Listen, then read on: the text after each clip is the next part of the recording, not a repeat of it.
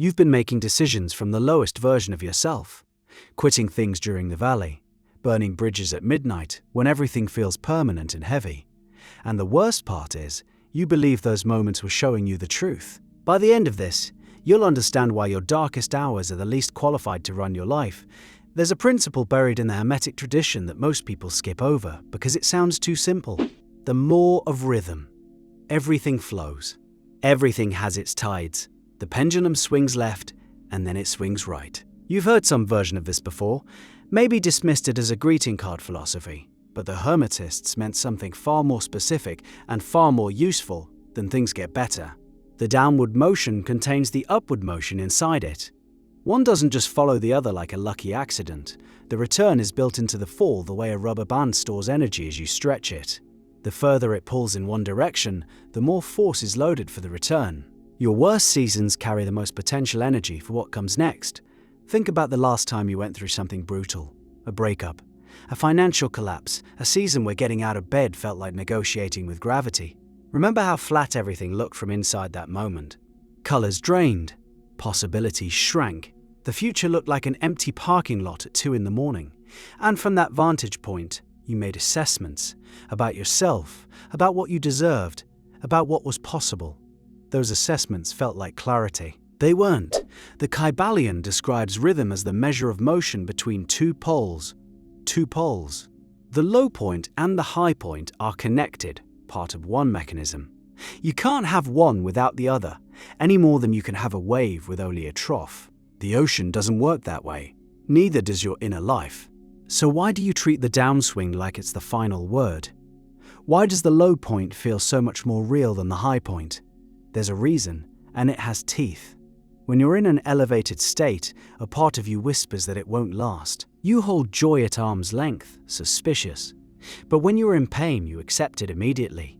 You move in with it, unpack your bags, start decorating the walls like you plan to live there forever. That asymmetry is where the real damage happens. The law of rhythm guarantees the swing will reverse. Your emotional conviction during the valley, though, convinces you to act as if the valley is your permanent address. And so you make permanent decisions from a temporary position. You quit the business during the hard quarter. You end the relationship during the fight, the one that would have resolved itself by Thursday. You abandon the spiritual practice the week before the breakthrough, because silence felt like evidence that nothing was working. The Hermetists had a term for the person who understands this, the master. And they defined mastery in a surprising way. The master doesn't stop the pendulum. That would violate the law. The pendulum swings for everyone, sage and fool alike. Mastery means polarizing yourself on the desired pole and refusing to be swept unconsciously to the other. What does that look like in practice? It looks like feeling the full weight of a low period, while simultaneously knowing in your bones that this weight is temporary, holding two things at once. The pain is real. The permanence of the pain is an illusion. Most people can only hold one of those. They either deny the pain, which is spiritual bypassing, or they surrender to it completely, which is where the reckless decisions live. You've done the second one. You know exactly what it feels like. That cold clarity at 3 a.m. where you decide you're done, you're out, you're cutting ties. The decision feels so clean in the moment, so rational. You mistake the exhaustion for wisdom. And then 3 weeks later, the pendulum swings back, and you're standing in the wreckage of a choice that was never yours to make. It belonged to a version of you that was passing through. Here's where the Hermetic teaching cuts deeper than ordinary optimism. The Kybalion says that rhythm compensates. The swing in one direction determines the swing in the other. A shallow dip produces a shallow rise, but a deep, gut-wrenching valley, that's potential energy being stored on a scale most people never let themselves experience because they bail out halfway through the descent. You've been interpreting depth of pain as evidence that something is wrong with your path. Consider the alternative, depth of pain as evidence that the returning swing carries enormous force. The people who experience the most dramatic transformations are rarely the ones who had mild discomfort. They're the ones who touched the floor and stayed conscious while they were down there. Staying conscious, that's the operative phrase.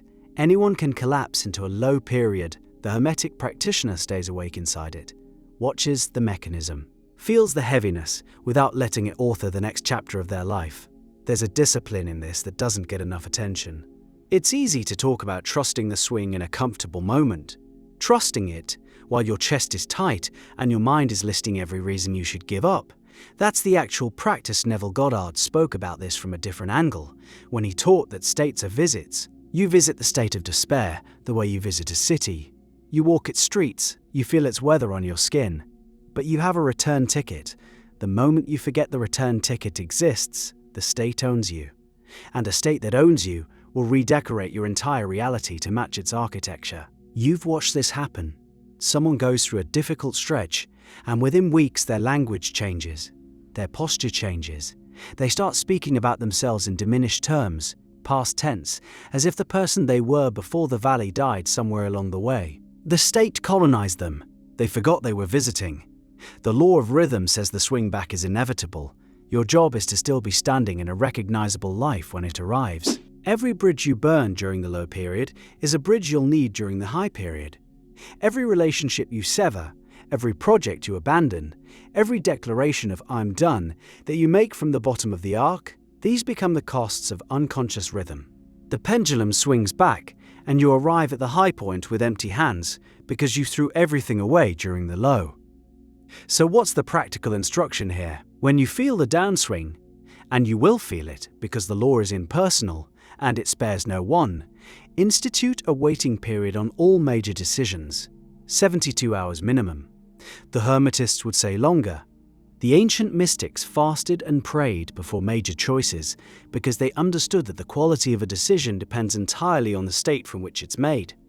A decision made from the bottom of the pendulum's arc carries the signature of that position. It will be colored by scarcity, by fear, by the optical illusion that the darkness is permanent.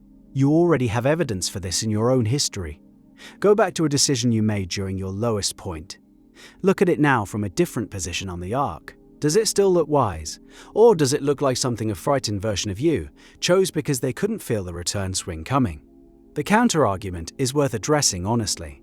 Sometimes the low point does reveal something genuine. Sometimes the relationship actually is wrong for you, and the pain stripped away the denial that was keeping you in it. The Hermetists wouldn't deny this. Rhythm reveals as much as it conceals. The key distinction is between insight that arrives with clarity and decisions that arrive with urgency. Genuine revelation feels quiet. It doesn't need you to act at 3 a.m. It can wait for daylight. The desperate, compulsive need to decide right now, to end it right now, that's the pendulum talking. And the pendulum is a terrible strategist. Train yourself to recognize the signature of a low arc decision. It feels urgent. It feels final. It carries a strange relief, the relief of giving up disguised as the relief of resolution. And it usually involves the word never. I'm never going to try this again. I'll never trust anyone like that again. I'm never putting myself through this again. Never is the vocabulary of someone who has forgotten that the pendulum exists.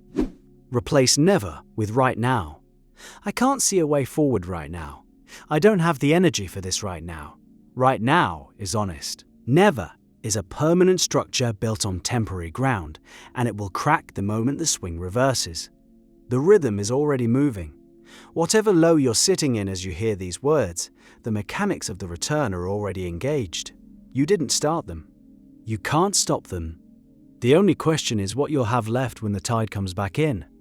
The bridges, the relationships, the projects, the faith in yourself, will they still be intact? Or will you have sacrificed them to a moment that was already passing? Your lowest point is a visiting hour. Keep the return ticket in your pocket and stop letting a temporary guest redraw the blueprints of your entire life.